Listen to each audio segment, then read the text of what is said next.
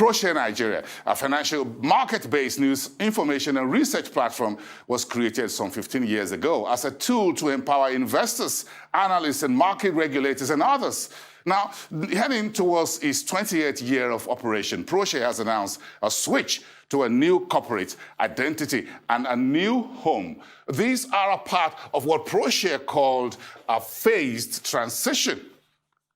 Olufemi Awoyemi is the founder and the board of directors of Proshare Nigeria, and he joins me now on the show for a chat to what I call the new horizon. It's good to have you on the show this evening with me. Femi, thank you so much. Thank you very much. It's the first time in the new year here in the studios. Thank you very much. Great. It's been an exciting 15 years, an eventful one for you, I know. So tell me about what the initial concept was, the brand for the Nigerian investment market, how you came up with the whole Proshare Nigeria. Well, Proshare came at a time when the market was in a flux and it was just about breaking out. It was sometime around December 2006, just about when we had some decision making in terms of regulations and banking consolidation. Banking consolidation. And one of the concerns, not just myself, and it's strange, I think this is just about a celebration with myself and yourself, is that most people often think that this was a unique Femi Awoyemi idea. No, it wasn't that unique. It was myself, someone like yourself, and there were quite a number of individuals in the system who also felt and said, look, we cannot build an ecosystem whereby we cannot achieve credibility and reliability. We need somebody to be able to say, this is where the right thing is. And the lot fell upon me to be the leader of that group. And that is how we came about. So the whole purpose was simple, to create a critical bridge between the markets, investors, and regulators in such a way that there must be some way in which we can hold people accountable in a very collaborative manner. The initial time was tough because we didn't have all the data that we have today. We had to almost crawl our way to create data, to have semblance of sanity. And so there was some few ruffling of feathers, like what it calls. Now, today you call it disruption. Then it was war. But jokes apart, it was more or less like, if Nigeria was going to play its role in the scheme of things, we needed a vibrant capital market.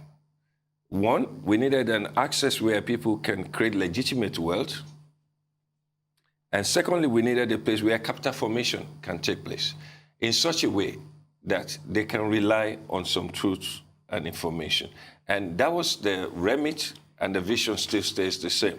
It's just that over the years, we realized that we needed to transit every now and then. You think you've been very impactful? When you look at the last 15 years, Proshare Nigeria came just as we're really even done with the banking sector consolidation. Then insurance came, then the market meltdown in 2008.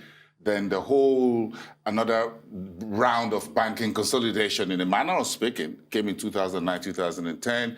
And you were able, with Proshare, to wade through that. Today, you're talking about credibility, reliability. Timeliness.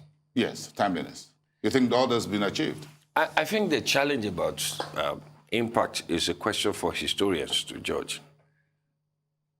For me, it's about measurable milestones. So what are the key milestones? So the Nigerian Stock Exchange moved from where it was to something much more better. Today, the Nigerian Stock Exchange is a far much more better institution than where we met it. The SEC, not so much at this time. In terms of the stock exchange, we envisage a securities professional service organization, not a stockbroking firm. We see that the transition is currently ongoing. In the financial journalism space, we've seen there is more specialization led by someone like yourself. Maybe what we haven't done is a bit more in terms of the collaboration, which is what led to most of the changes you've seen over the years. And as such, Proshare has gone through 12 iterations in the 15 years it's been existing. Because every other thing had to just die to recreate a new thing. One thing I've seen over the last 15 years as well was the leverage of technology. It's not only you as a service provider, but I've also seen a lot of market institutions becoming a whole much more tech-based. I don't think that is something that should surprise anyone. And one of the few things that should surprise us is that at Proshare, we do not benchmark ourselves with the local environment.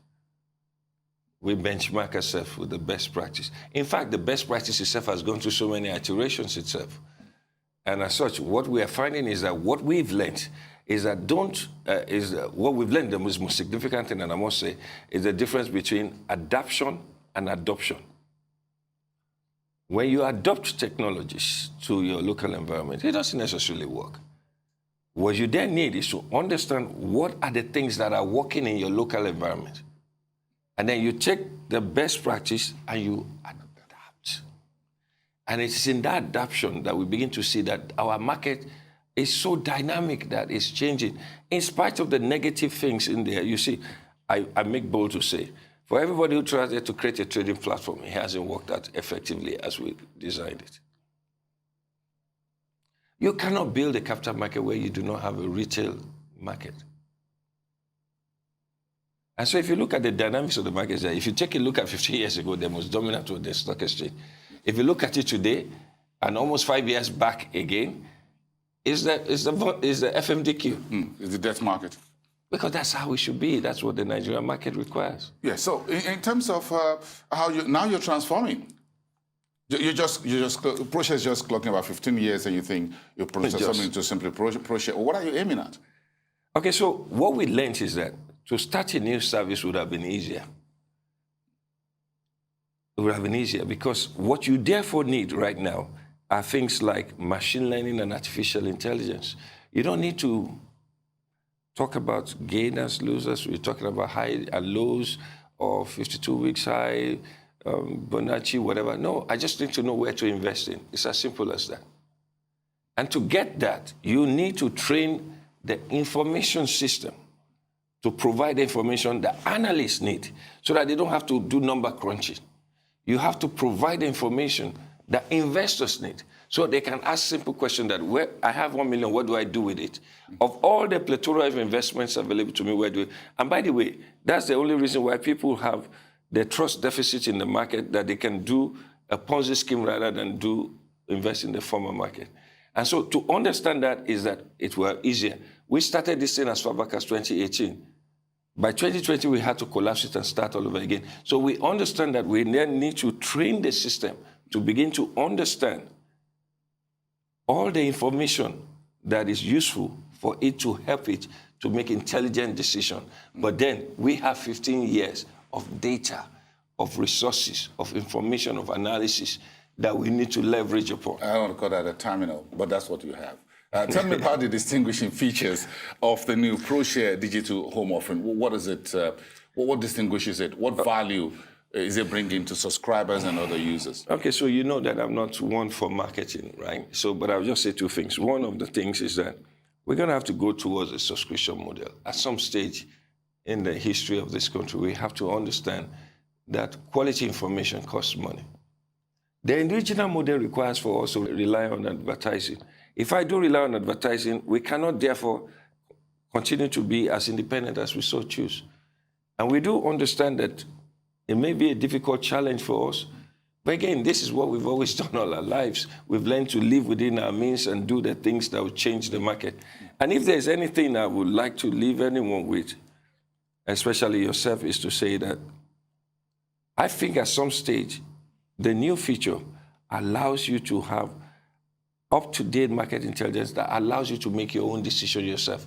Because the new retail market is moving towards where the typical Nigerian model is the herd mentality. No, we are now working towards a global market space.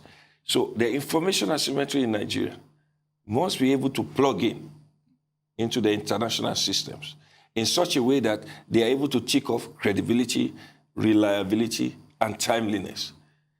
And if there's anything we can do, is to allow you that you don't have to invest locally anymore. You can invest X, Y, and then. And those who are in denial, including the regulators, they can only play the waiting game, but sooner or later it will change. So it is collapsing the borders for global financial marketplace. Well, you've been doing that all this while. So and now you want to put that in the hands of retail investors. Oh, we have to. I'm committed to, if it's the last thing I do, I'm committed to doing that. You've been always been a retail investor person. In terms of your thinking and approach, you think the retail investor should get a better hand of things? Show me one place where anybody can make legitimate wealth for itself in Nigeria other than this market. And then we can have a different conversation. Okay, I'll think about that, and I'll send you a reply. But we need a proper handshake. Thank you very much. Thank you God very bless much you for thank you for your support. Thank you very much. I wish you all the best in the years ahead. And once again, have a wonderful evening. Olufemi Awoyemi, Chairman, Board of Directors at Proshare Nigeria.